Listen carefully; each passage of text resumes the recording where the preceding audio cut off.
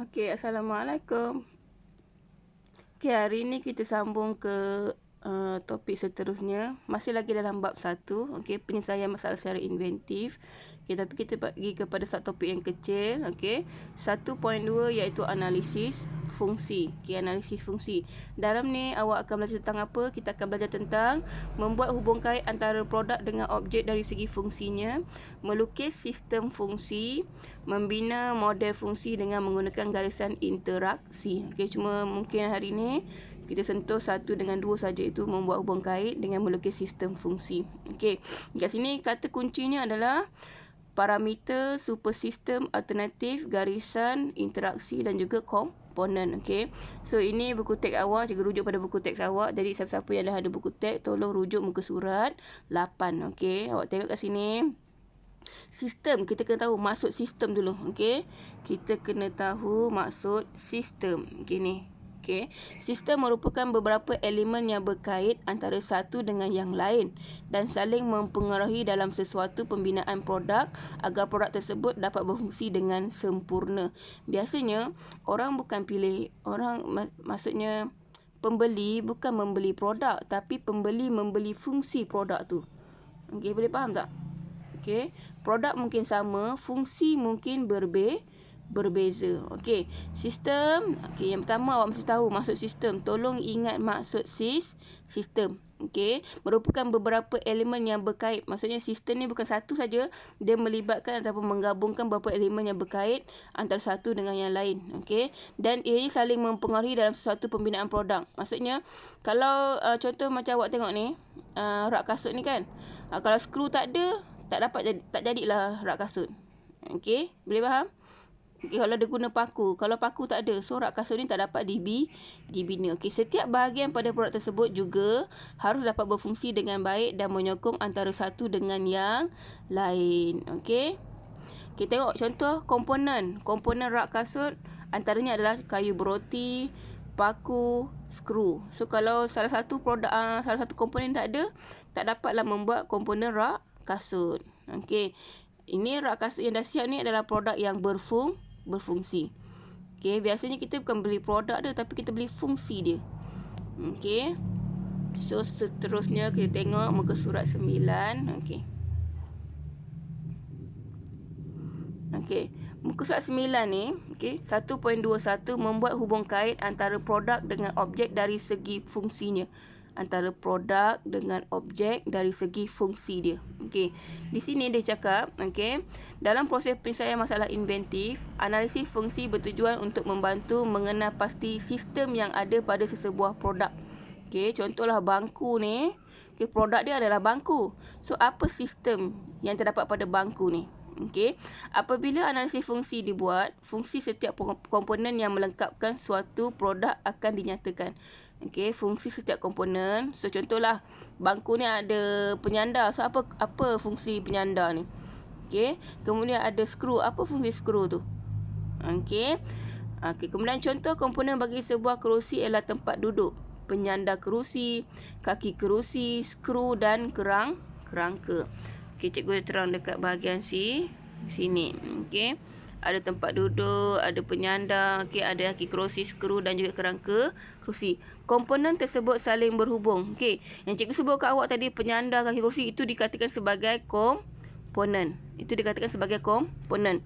Okey, komponen tersebut saling berhubung antara satu dengan yang lain dengan kepentingan fungsi masing-masing. Okey, contoh, okey, kaki kerusi tu apa fungsi dia?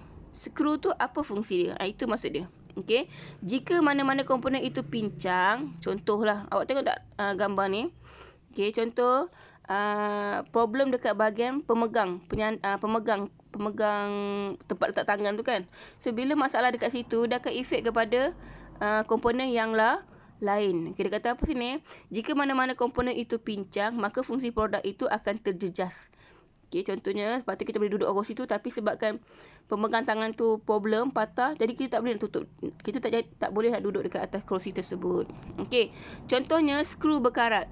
Skru kerusi yang patah akibat berkarat akan menyebabkan bahagian tempat duduk atau penyandar kerusi tertanggal. Okey, contohlah cikgu tadi kat awak, pemegang tangan, tempat letak tangan tu patah kan. apa penyebab dia patah? So, disebabkan oleh skru. Kenapa dengan skru tu? Okay, skru berkarat. Bila berkarat lama-lama dia akan patahlah skru tu dan efek kepada tempat pemegang. Okay. Kemudian dalam konsep analisis fungsi, okay, dalam konsep analisis fungsi, tadi cikgu cerita pasal sistem. Kemudian cikgu cerita pasal komponen. Kemudian kita tengok pada analisis fungsi. Okay. Dalam konsep analisis fungsi, produk terdiri daripada gabungan beberapa komponen. Nampak ni? Produk terdiri daripada gabungan beberapa komponen. Okay. Yang membentuk produk lengkap. Produk lengkap itu maksudnya produk yang boleh digunakan lah. Okay. Produk membentuk suatu sistem bagi produk itu sendiri. Produk membentuk suatu sistem bagi produk itu sendiri. Fungsi. Sekarang kita kena tahu maksud fungsi. Okay. Fungsi adalah tugas yang dilakukan oleh produk. Tugas yang dilakukan oleh produk untuk merubah objek sasaran. Okay. Dan kita kena tahu juga maksud objek. Okay.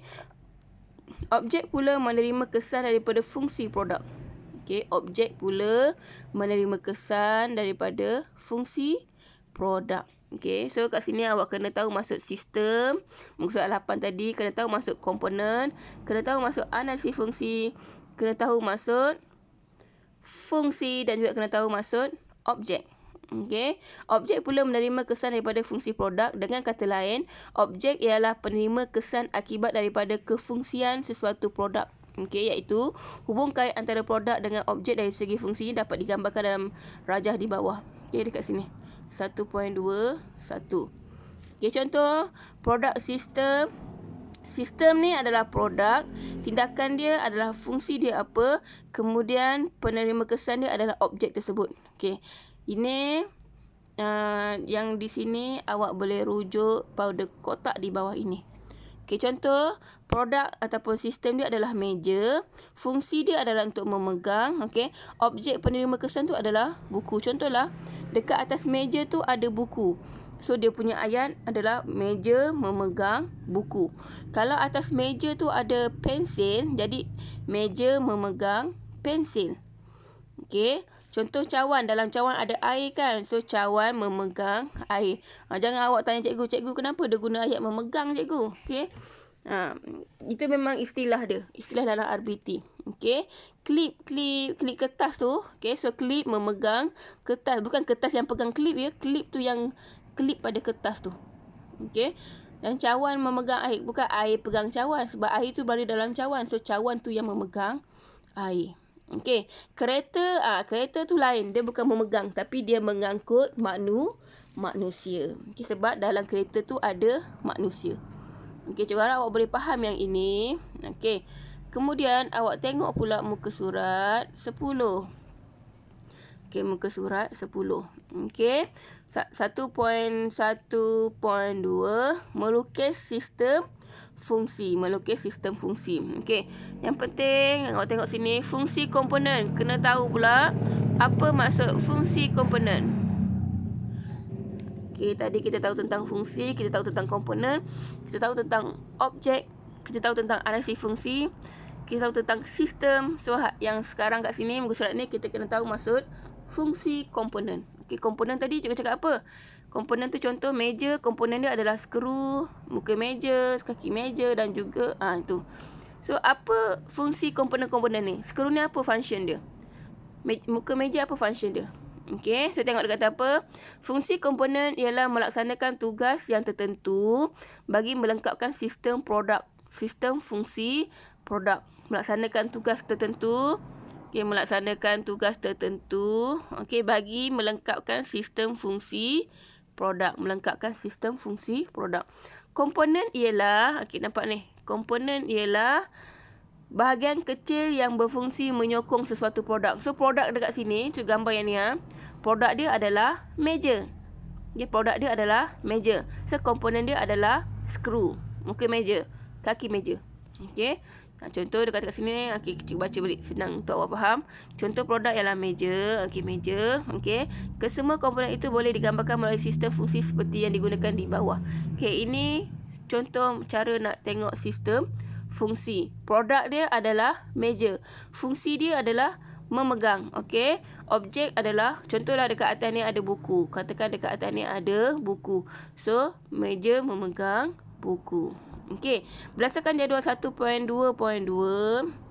Okey, yang dekat bawah ni ya. 1.2.2. Okey. Meja mempunyai fungsi memegang sebuah buku.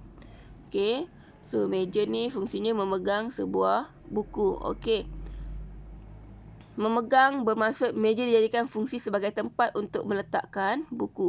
Maksud memegang ni yang kita gunakan dari tadi, okey, bermaksud meja menjadikan fungsi sebagai tempat untuk meletakkan buku. Okey. Aspek fungsi ini dapat dijelaskan dengan kewujudan bahagian komponen meja yang memegang buku, iaitu bahagian muka meja. Okey. Produk dia meja, tapi dekat komponen-komponen tu ada muka meja.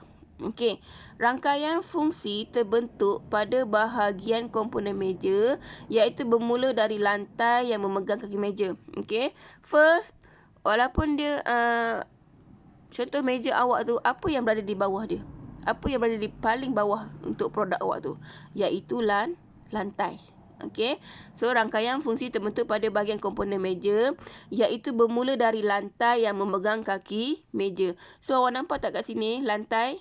Okey, lantai memegang kaki meja. Okey, kemudian dia kata apa? Skru pula memegang kaki meja. Okey, tadi lantai, kemudian kita jumpa skru. Okey, skru memegang kaki meja. Nampak tak skru? Ni skru di sini.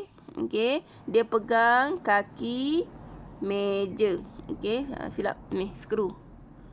Okey, skru ni dia pegang kaki meja. Dia bukan pegang kaki meja saja, tapi dia juga memegang muka meja. Okey, kemudian dia kata apa kat sini? Skru pula memegang kaki meja supaya berada dalam keadaan yang stabil. Apabila skru diketatkan dan kaki meja stabil, barulah disambungkan pada bahagian muka meja. So, maksudnya skru ni ada dua function. Satu, dia pegang kaki meja. Satu lagi, dia pegang muka meja. Okey, dengan itu kaki meja dapat memegang muka meja dalam keadaan yang stabil. Dengan itu kaki meja dapat memegang muka meja dalam keadaan yang stabil. Okey, dalam jadual 1.2.2, okey, yang di bawah ini,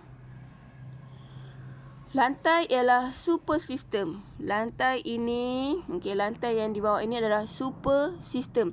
Dan awak kena tahu pula apa maksud super sistem tu. Okey, nampak ni super sistem. Okey, super sistem ialah faktor persekitaran yang memberikan kesan terhadap produk seperti lantai, cahaya dan kelembapan. Seperti lantai, cahaya dan kelembapan. Okey. Dan dia kata lagi, sekiranya awak kena tahu maksud super sistem tu apa. Okey. Sekiranya lantai tidak rata, okey, maka kedudukan meja tidak stabil walaupun komponen lain berfungsi dengan cekap. Maksudnya meja tu skru semua cantik. Okay, tak ada masalah. Tapi disebabkan lantai tak rata, dia akan bagi kesan kepada meja tersebut. Mungkin meja pun tidak stabil dia punya kedudukan dia. Okey. Berdasarkan jadual tersebut, sistem fungsi komponen, okey, dapat dilukis. Okey. So yang ini dapat dilukis melalui rajah model fungsi.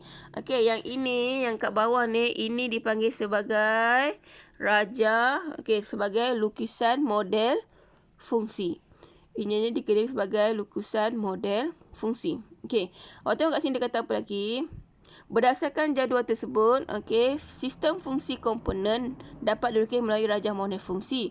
Rangkaian pada komponen meja menggambarkan keadaan komponen meja melalui hubungan anak panah. Contoh, lukisan setiap sistem fungsi dalam rajah 1.2.2 mengandaikan bahawa setiap fungsi komponen meja berada dalam keadaan yang baik dan cekap.